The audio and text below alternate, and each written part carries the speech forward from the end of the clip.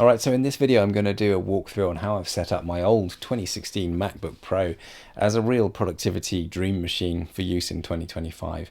Now this is interesting because obviously over the last couple of years I've gone down this custom keyboard rabbit hole, and what happened was I kind of turned my back on laptops. I thought this built-in keyboard was so inferior to what I'd come up with the custom keyboard stuff that I just didn't really want to have anything to do with them. And I was actually, I went down the road of using an iPad with a custom keyboard on a little beanbag, and it's okay, but it's still quite a hassle to set up. Nothing really comes close to this ability of a laptop to chuck it on your lap, sit on a comfortable chair, and get some work done using a real desktop environment. So I wanted to revisit that and see how far I could take this built-in keyboard on an older laptop in terms of real productivity, using a lot of the things that I've kind of figured out using the custom keyboard. And I'm really pleased with what I've come up with here. This keyboard is now actually quite brilliant to use, and it genuinely is a productive system to use, even using this built-in keyboard. So in this video I'm going to look at how I've set up the keyboard itself in terms of the remapping and the layouts and all of that, and then I'm going to look at how I've set up the tiling window manager on this old Mac, and then this menu bar replacement, which provides some really lovely sort of extension utility to the tiling window manager. And then I'm going to look at how I've set up ChatGPT integration into this old version of Mac OS. So obviously the new versions of Mac OS have got Apple Intelligence, and large language model AI has some real utility in terms of doing stuff with text. It obviously has this issue with making stuff up when you're dealing with facts and research, but for things like processing text, proofreading text, elaborating or summarizing, those kinds of things, it's so good at. And it's taken AI to get us to a point where we can actually have genuinely good spell checkers on a computer, context-aware spell checking. This is something that I really value when I'm writing emails and things. It's not uncommon for me to make mistakes, especially sort of dabbling in new keyboard layouts and stuff all the time. So having proper context-aware spell checking from AI on this old Mac is absolutely brilliant. Obviously, we're using ChatGPT, which means we're sending all our text to ChatGPT. Obviously, it's only the selected text, so you can make those decisions, and you should make those decisions more on a case-by-case basis, as opposed to Apple Intelligence, which is done on device. But obviously, for anything more complex, that uses ChatGPT anyway, so you're going to end up telling ChatGPT stuff one way or the other. But yeah, fantastic to have that kind of utility on this old Mac. So let's jump in and look at how I've set up the keyboard. So obviously I use the graphite layout on my custom keyboard. I absolutely love it. I much prefer typing on that compared to QWERTY. So I wanted to remap this keyboard to use graphite. So we use this app called Carabiner Elements, and it's as simple as just choosing the key and the new key that you want it to become. So you can just switch them around and you end up with the layout that you want on here. And that works really well. And the nice thing about graphite is how excellent it seems to deal with punctuation. It moves a fair bit of the punctuation around, apostrophe and hyphen in particular, and some of the brackets. And they're actually excellent in their new positions on these old keyboards that have got all these keys to the right of the letter keys. Really love what graphite's doing there. And then I've remapped the left command key to become the mech key. Now this is this sort of, really significant thing that I've done with the custom keyboards, is having a mech key on hold for my spacebar, which is the home thumb key. Now I tried to do that with the spacebar on this using Carabiner, but it wasn't reliable. If I was typing normal words, it would have rollover issues and timeout issues, and fire the mech key while I'm typing and so on. So I thought, let's just put that on the left command key. It's a dedicated key. It becomes my mech key, and the right command key can stay as command, and I can use the two together to get the hyper key. So two new global hotkey scopes that don't conflict with anything else on the operating system, and that's just amazingly useful, especially in terms of setting up high-level things like tiling window managers in terms of those keyboard shortcuts, which we're going to get onto in a minute. Next thing I did was change the caps lock key to become a control key. Super useful for things like NeoVim and Tmux, where you're using a lot of control shortcuts. Just having that on the left pinky instead of this horrible convoluted thing with your thumb, much better setup.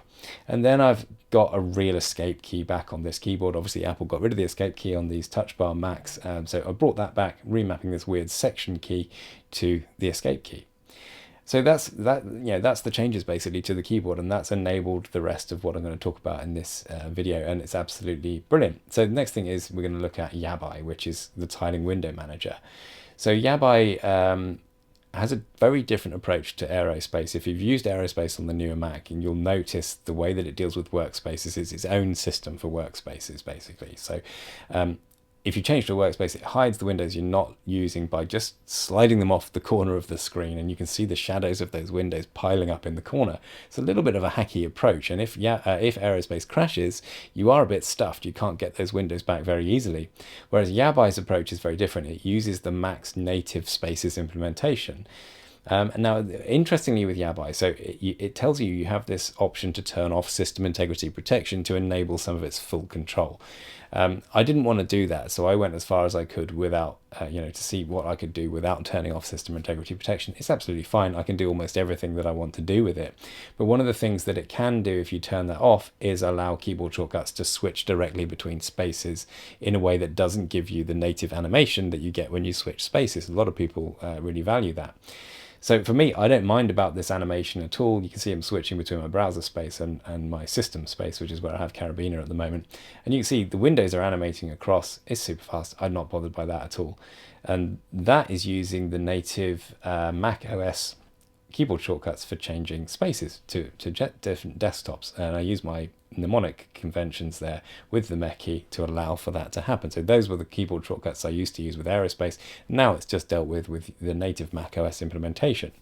And then once we're within a given space, Yabai will then take over and start managing the windows within that space. So if I add a new window with Command N that I just did, you can see Yabai will split the screen into the space for those two windows.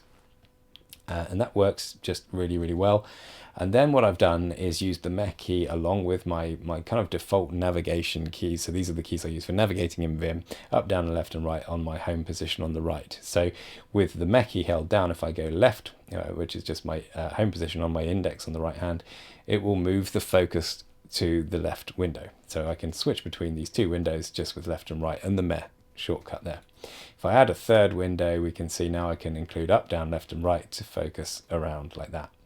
If I just close this one, if I then modify my modifier, so I've got the hyper key, so essentially Command and the Mech key, I can use left and it will switch the position. So it moves the position of that window in that direction and back again. If I add another window and then this keyboard shortcut, which will add it to a stack. So now I've got a stack of these two windows. Let's move that over to the left, and now I can just cycle between these two windows in this stack. And I can toggle float mode for that window to get it out of the stack. So that just, is basically what I've set up with Yabai in terms of those keyboard shortcuts. And you can see the Yabai keyboard shortcuts are actually here, and that's configured in this skhdrc file. So the keyboard shortcuts for Yabai are actually dealt with in a different config file for Yabai itself. And that's how all of that works. And it just deals with those windows really well.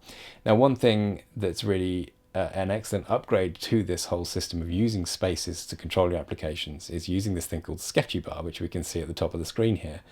And this shows you each of the spaces that I've got, the native Mac spaces. And of course, this is the nice benefit. These two applications sort of both, extend the functionality of the Mac OS spaces system.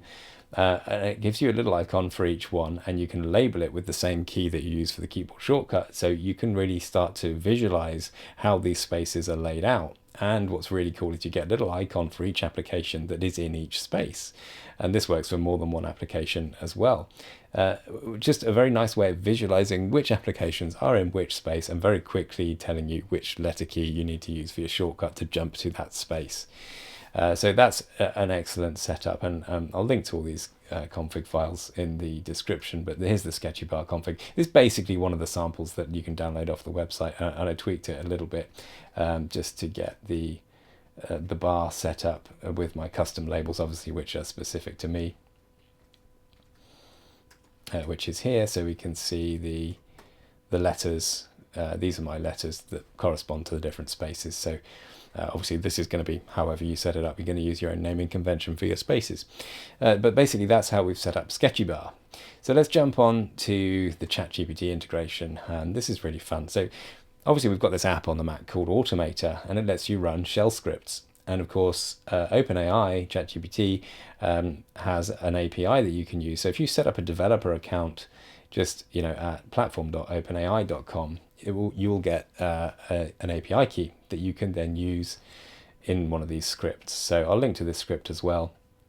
OpenAI key, you can paste in there, or you can set it up in your shell config. So you then get the opportunity to define this prompt, basically. So this one is my proofread integration. So here's the prompt that goes to ChatGPT, tells it it's a helpful assistant just to fix spelling and grammar errors. I want to use Oxford spellings, and I want it to return only the corrected version of the text. This is to stop it sort of returning, yeah, sure, I've done this for you, here you go. So I can highlight this piece of text, right click, and I've got the services menu here, and I can just choose from the ChatGPT scripts that I've set up here. These are all just from Automator using the quick actions thing. This is the proofread one, so if I click that, it will take my selected text and automatically replace it with the fixed version. Just absolutely brilliant and very fast, works really well. For example, let's look at the other one I've got here, which is Elaborate. So I made one called Elaborate, and that will ask ChatGPT to basically fill in some knowledge on any terms that might need explaining. So if I'm writing an email explaining to a customer about DNS changes, I can use this Elaborate thing, and it will give me bad example. That did work this morning. So it actually explained all of this really nicely. I don't know why it's not doing it now. Let me just try making it. It wants to change that. Okay, let's make it a bit clearer that I'm talking about name services. It seemed to think I was talking about username. And we'll do Elaborate again. Hopefully it's going to start giving us some information on name servers. Yes, there we go. So it takes your text and then backfills it with some knowledge, which of course ChatGPT is reasonably good at. Just watch out for it making stuff up. This kind of thing is fairly standard. I don't expect much of an issue there. So yeah, a couple of really useful things, and you can obviously make as many of these as you like, and you can tune those prompts to do whatever you like. So I've got this add pleasantries one. If I select the first bit of an email that I'm drafting, including the bit where it says from and the person's name, ChatGPT will then take the name from that and then add it as the pleasantry to my reply. So it'll say, dear so-and-so, and then sign it off with my name after that, as well as do the spelling and grammar check. So it's all kinds of amazing things you can do with these ChatGPT integration scripts, above and beyond what Apple Intelligence is offering in the latest version of the Mac OS. And this is on a 2016 MacBook Pro. So just, yeah, overall a fantastic little workflow that I've set up on this old machine, and really makes it actually really remarkably enjoyable to use. I'll link to a video up here that YouTube or me thinks you'll enjoy, and I'll see you there.